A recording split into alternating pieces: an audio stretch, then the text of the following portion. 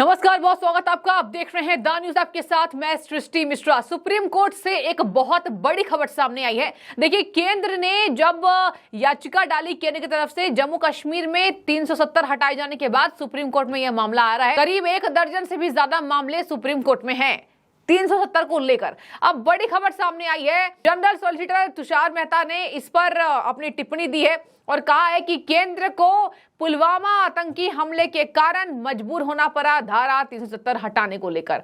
इस वक्त की ब्रेकिंग न्यूज आप देख रहे हैं। सॉलिसिटर जनरल तुषार मेहता ने कहा कि केवल धारा 370 और 35 को इसलिए निरस्त किया गया क्योंकि वहां पर पुलवामा अटैक हुआ। पुलवामा आतंकी हमला देखिए किसको याद नहीं है, किस तरीके से करीब 40 जवानों ने अपनी जान को गंवा दिया। और देखिए किस तरीके से जवानों के साथ जो दुर्घटना हुई थी, पूरा देश श्रद्धांजलि दे रहा था। और देखिए बहुत खराब एक माहौल देश के अंदर बना था पुलवामा आतंकी हमले के बाद। उसके बाद सर्जिकल स्ट्राइक प्रधानमंत्री नरेंद्र मोदी के द्वारा किया जाता है और आतंकियों को सबक सिखाने का काम होता है। खैर, अब देखिए कहा जा रहा है आतंकी हमले के बाद ये जो फैसला है वो लिया गया था कि धारा 370 हटाना पड़ेगा और केंद्र के साथ जम्मू कश्मीर का विलय करना होगा। देखिए, कल भी 35A पर सुनवाई हो रही थी, पहले धारा 370 पर सुनवाई हो रही थी। कल केंद्र के लिए एक खुशखबरी सामने आई थी जब chief justice of India DY Chandrachud ने एक टिप्पणी की और कहा कि 35A की वजह से ये जो फैसला हटाया गया था, ये जो फैसला लिया गया था वो सही था, केवल इसलिए क्योंकि 35A जम्मू कश्मीर के लोगों के मौलिक अधिकारों का हनन करता है।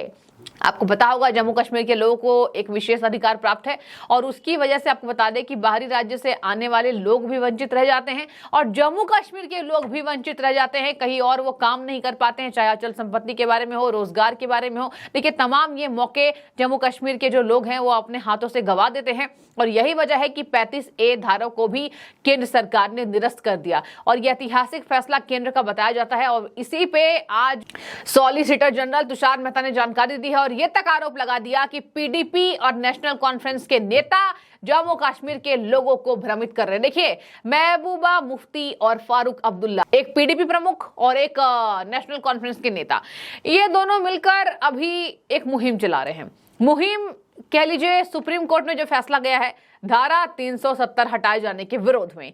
अब यहां पर कई दर्जन याचिका डाली गई है, एक एक करके सुनवाई रोज हो रही है। और मैंने आपको कल भी अपडेट दिया था, कल DY चंद्रचूड़ का बयान खूब सुर्खियां छाया कि 35A खत्म करना फैसला सही था, मौलिक अधिकारों का हनन होता है जो जम्मू कश्मीर के लोगों को विशेष अधिकार प्राप्त है।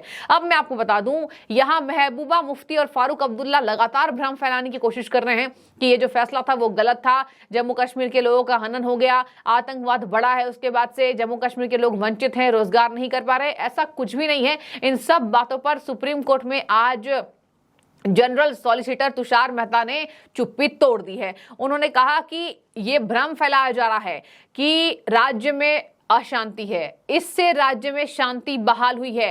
अभी जम्मू कश्मीर घाटी के जो क्षेत्र के लोग हैं वो खुद ये बात को कहते हैं कि अब जम्मू कश्मीर में वैसा डर नहीं लगता जब से धारा 370 को निरस्त किया गया है, 35A को निरस्त कर दिया गया है। आगे मैं आपको बता दूं, कहा जा रहा है कि जम्मू कश्मीर के लोगों के बीच पहले भेदभाव होता था, वहां रहने वाले लाखों लोगों को वोट डालना, पढ़ाना और रोजगार के समान अवसर जैसे मूल अधिकार भी नहीं मिलते थे। सॉलिसिटर जनरल तुषार मेहता ने कहा कि इस बात को तो चीफ जस्टिस ने भी स्वीकार कर लिया कि 35A लोगों से भेदभाव करने वाला होता था। 5 अगस्त 2019 के फैसले को सही करार देते हुए जनरल तुषार मेहता ने कहा कि इसके बाद कोई ऐसा निर्णय नहीं हुआ है जिससे संविधान का उल्लंघन हो। तो देखिए, जम्मू कश्मीर के राज्य की स्वायत्तता छीनी, तमाम ये बातों की दलील दे रही है दो प्रमुख पार्टियां जम्मू कश्मीर की, PDP और नेशनल कॉन्फ्रेंस। देखिए, इन दोनों ने मिलकर भ्रम फैलाया है और ये भ्रम अब लोगों तक पहुंच रहा है। हालांकि लोग वंचित भी कर रहे हैं, खारिज भी कर रहे हैं, कह रहे हैं कि ये वंचित, पहले ऐसा लगता था कि लोग वंचित है, लेकिन अब ऐसा नहीं है। अब केंद्र के अधीन होने से हमें फायदा मिल रहा है, रोजगार हो रहे हैं और हम कहीं भी काम करने के लिए स्वतंत्र हैं। इसी पर जनरल सॉलिसिटर तुषार मेहता ने कहा कि कहीं ना कहीं इन दोनों पार्टियों के नेता भ्रम फैलाने के काम कर रहे हैं। पंजाब राज्य का पुनर्गठन 1966 में, इस बात पर क्यों जोर दिया गया, देखिए सुनिए।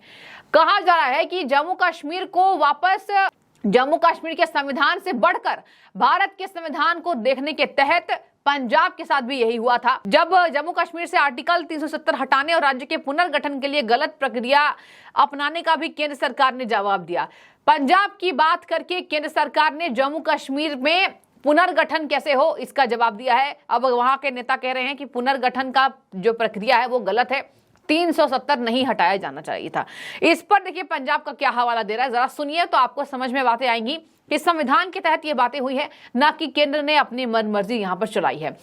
कहा जा रहा है, जनरल तुषार मेहता ने कहा कि 1966 में पंजाब के पुनर्गठन के लिए जो प्रक्रिया अपनाई गई थी वही प्रक्रिया तो अपनाई गई है। 1966 में पंजाब का पुनर्गठन हुआ था और हरियाणा और चंडीगढ़ का गठन किया गया था। उस दौरान पंजाब में भी जम्मू कश्मीर की तरह राष्ट्रपति शासन था। आज जम्मू कश्मीर में वही बातें अपनाई जा रही है, तो कैसे हो गया। इसके साथ मैं आपको बता दूं, चंद्रचूड़ ने एक और टिप्पणी की है, सीजेआई ने, चीफ जस्टिस ऑफ इंडिया ने, कि जम्मू कश्मीर का संविधान भारत के संविधान से छोटा है।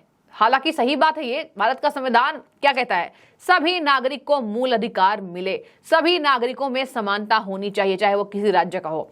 जम्मू कश्मीर ऐसा नहीं होने देता था और यही वजह है कि जम्मू कश्मीर से धारा 370 निरस्त किया गया। हालांकि पुलवामा आतंकी हमले का जो है वो रिकॉर्ड जब बरकरार हुआ था, इसके बाद ये बातें हुई कि पुलवामा आतंकी हमले जो हुए थे वो केवल इसलिए क्योंकि जम्मू कश्मीर केंद्र सरकार तो उस पर ध्यान दे ही नहीं पा रही थी। लेकिन अब देखिए, सर्जिकल स्ट्राइक मोदी कराते हैं और अब जम्मू कश्मीर में शांति का माहौल है। इसी बात की चर्चा लगातार हो रही है। एक तरीके से इस बात को हवा देने की कोशिश ये दोनों नेता कर रहे हैं, फारूक अब्दुल्ला हो, महबूबा मुफ्ती हो। और कहा जा रहा है कि जम्मू कश्मीर में जो आज शांति की जगह है, लोगों में एक समानता है, लोगों में आज अशांति का अभाव है, अब अशांति नहीं है, अब एक डर खत्म हो गया है। ये बात इन नेताओं को रास नहीं आ रही है। इन नेताओं को राजनीति करनी है। महबूबा मुफ्ती जी तो पता नहीं कितनी राजनीति करेंगी। देखिए, कहीं ना कहीं महबूबा मुफ्ती कभी कभी एक जोश में बोल देती हैं कि मैं जम्मू कश्मीर को बचाऊंगी, मेरे हिसाब से मेरा ये कर्तव्य है। लेकिन जम्मू कश्मीर को महबूबा मुफ्ती क्या बचाना चाह रही हैं? धारा 370 किसी एंगल से गलत नहीं है हटाया जाना, लेकिन पता नहीं क्यों जब महबूबा मुफ्ती की जब बात आती है तो वो हमेशा ही केंद्र का विरोध करने की वजह से धारा 370 को गलत करार देती हैं और कहती है ये तो नहीं होना चाहिए था, केंद्र अपनी मनमानी कर रही है, केंद्र यहाँ चुनाव क्यों नहीं कराती है। केंद्र को पता है कि अगर यहाँ चुनाव करा देती है केंद्र तो उनकी हार होगी। फिलहाल आपको बता दें कि अभी चुनाव होने के अंदेशा तो नहीं लगाए जा रहे हैं, लेकिन फिलहाल जो सुप्रीम कोर्ट में इस बात की खूब बहस है, अब केंद्र सरकार खुश तो होगी, ये बातें कही जा रही है। जिस तरीके से सीजीआई ने इसमें अपनी टिप्पणी कसी है, इसके साथ लगातार जनरल सॉलिसिटर केंद्र सरकार की तरफ से पक्ष रख रहे हैं और इसके साथ सुनवाई लगातार चल रही है, याचिकाओं पर समाधान हो रहा है। और ये समाधान के बीच 35A की जो बात सीजीआई ने कर दी, उसके बाद से ये मामला और तूल पकड़ता जा रहा है। आगे मैं आपको बता दूं, आर्टिकल 35A जो था वो जम्मू कश्मीर के विधानसभा को राज्य के अस्थायी निवासी की परिभाषा तय करने का अधिकार देता था, जिससे जम्मू कश्मीर के नागरिकों को कुछ विशेष अधिकार मिले थे। और यहां पर बात की जाए तो आपको बता दें कि पंजाब के पुनर्गठन का हवाला इसलिए दिया जा रहा है क्योंकि यहां कहा जा रहा है कि प्रक्रिया गलत है, ये प्रक्रिया नहीं होनी चाहिए थी, राज्य का पुनर्गठन हो, मतलब जम्मू कश्मीर का पुनर्गठन हो और धारा 370 हटाया नहीं जाना चाहिए। देखिए, आपको मैंने पूरे विस्तार से समझा दिया, अब आपकी जो भी राय जरूर बताएं। पुलवामा आतंकी हमले के बाद धारा 370 हटाने की कवायद केंद्र सरकार ने तेज की है और आज ये सुप्रीम कोर्ट में सुनवाई हुई है। बने रहिए, आगे भी आपको याचिकाओं पर क्या सुनवाई होती है अपडेट में आपको देती नजर आऊंगी। शुक्रिया।